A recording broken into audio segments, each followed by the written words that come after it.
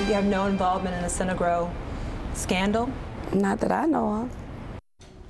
Monica Conyers lied straight to our faces, and now prison time could be in her future, and she could only be at the beginning as the FBI investigates corruption at the top in Detroit. Joining us to break down the whole legal situation, of course, we first have Fox 2 legal analyst Charlie Langton and my radio partner from 97.1 The Ticket, Bill McAllister. How are you, Jay? Now, Bill, you are sitting with our legal analyst, Charlie Langton. Well, see, it's funny you should say that because he's also 97.1's legal. We have him on with us quite often. Charlie tends to be a legal analyst on every radio station. I know. I mean, there's nothing exclusive about him. Charlie gets around, and we love him for that. Give him a mic and he's ready to go. I just love your guys' show. I think it's wonderful. You've got to tune in 97.1, right? That's it. Oh, there we go. Perfect. All right. Perfect stuff. Let me say this. Yeah, where's the wallet? It's a bribe. There's a bribe there. And this is an interesting thing, by the way. You know, we do this morning radio show on The Ticket, and you know, obviously the centerpiece of the radio show is sports. However, when something like Monica Conyers or the city council or the mayor is in the headlines,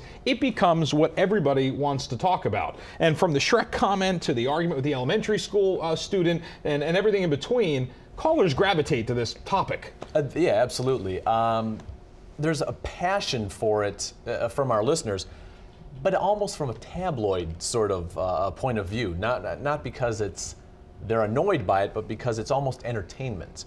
Well, and unfortunately, that's the Detroit city government has become fodder, much like tabloid fodder. Charlie, as we're looking at the legal end of this right now, Monica Conyers, she is walking around a free woman as of today. As of today, she is, yeah. But I mean, this is really exciting stuff, you have to admit. I mean, I don't want to say, listen, Monica Conyers did something wrong. She went to open court and she said, I'm guilty. And so that's it. I mean, she's guilty. She's a convicted felon as we speak today. And the way I read the charter, she shouldn't even be there. But I tell you, the people are they're just glued to this. I mean, this is sport for a lot of people. Should it be? I mean, I don't want to see anybody go down. I don't want to see any bad stuff happen to Detroit. We've had plenty of that. But you have to take a look at that. I think there's a bigger picture here. We've got to clean up government in Detroit. And Monica, I think this was the plea bargain that she needed. She had to say, I'm guilty, let's move on. Good for her, but she should step down. That's the next thing, though. Let me ask you this, Charlie, though. $6,000 doesn't seem like a ton of money for your career, essentially, to end. There's more. You know what? I agree with you. And I'll tell you what, if it was only $6,000, that would probably be her best defense. Only $6,000 for all this stuff? Hold it. I think there's a lot more. I don't think the feds would even get involved if it was only, I don't want to say that, they probably would get involved. But there's more to it, though. In fact, the pleadings, the paperwork that was just filed just the other day, not only mentions Synagro, but it mentioned the General Retirement Board for which Monica Conyers sits. Why is that important? Because on that General Retirement Board, that group, of which Monica's there, controls billions of dollars. Synagro is only $1 billion. The pension board are billions of dollars. So there may very well be something not so right with the way that whole general pension board went down. And if that's the case, I think it's going to come out at sentencing. And I think and if there really is some wrongdoing, we're not done with Monica Conyers or perhaps other people as well. So stay tuned, as they say. There could be more.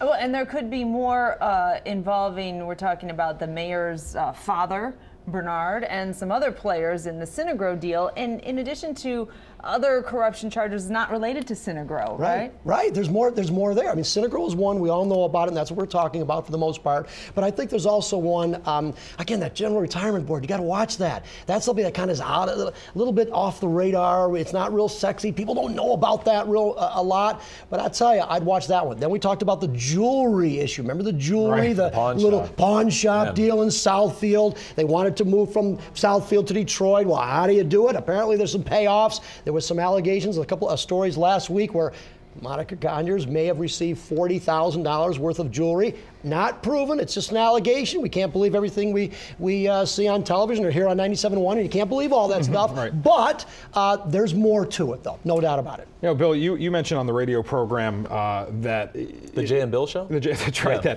But it has the Bill and Jay show. Sometimes it is that it's kind of shocked you because she has impressive credentials. Oh, a bachelor's degree in political science, a master's in public administration, a law degree.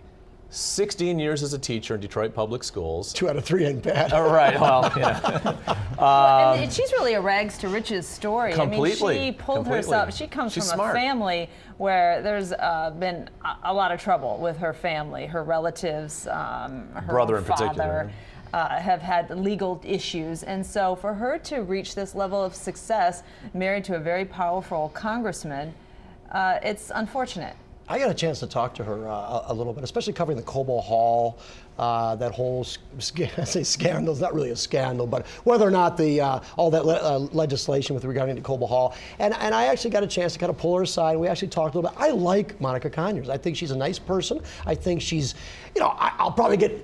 People say, "Oh my gosh, how can you say that? She's a convicted felon."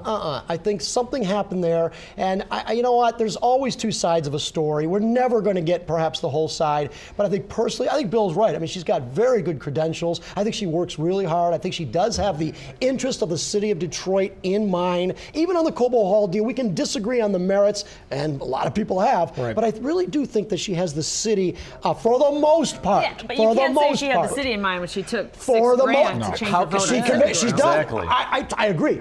For the most part. This one, and you know what? The problem is it only takes one, and this is a bribe. And I'll tell you what, I think the judge, if I was the judge, I would go very hard on her. An elected official, she's going to, of all the people, there's 3 people that have pled guilty. I think Monica's going to get some heavy duty jail time, and she should. I'll ask you guys both the same question. I'll ask you perceptually and legally.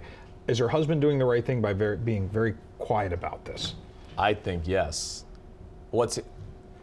Is he going to hitch? I mean, he's married to her. He almost seems non-existent as far as Detroit goes anyway. He's in D.C. You don't hear much from him anyway. I don't think he should hitch his wagon to her. I don't think he should say too much. I don't think, perceptually. Yeah, how much does he want to risk his own That's right. political career trying to come to her defense? Yeah, he's got to get reelected too. I mean, that's a political Right. question. And, I think Carolyn Cheeks Kilpatrick, if we take a look at some of the other congressional people here, will there be some fallout with her? I think yes. John Conyers, he may weather this storm. He's been there long enough. He has a loyal constituency. The district that he's in is pretty safe. I'd be surprised. I think he may be challenged, but I don't think it's going to be serious. But as far as should he come out, he should say something. He came up with a statement. I think we'll hear a little bit more, but not politically. He'll be okay.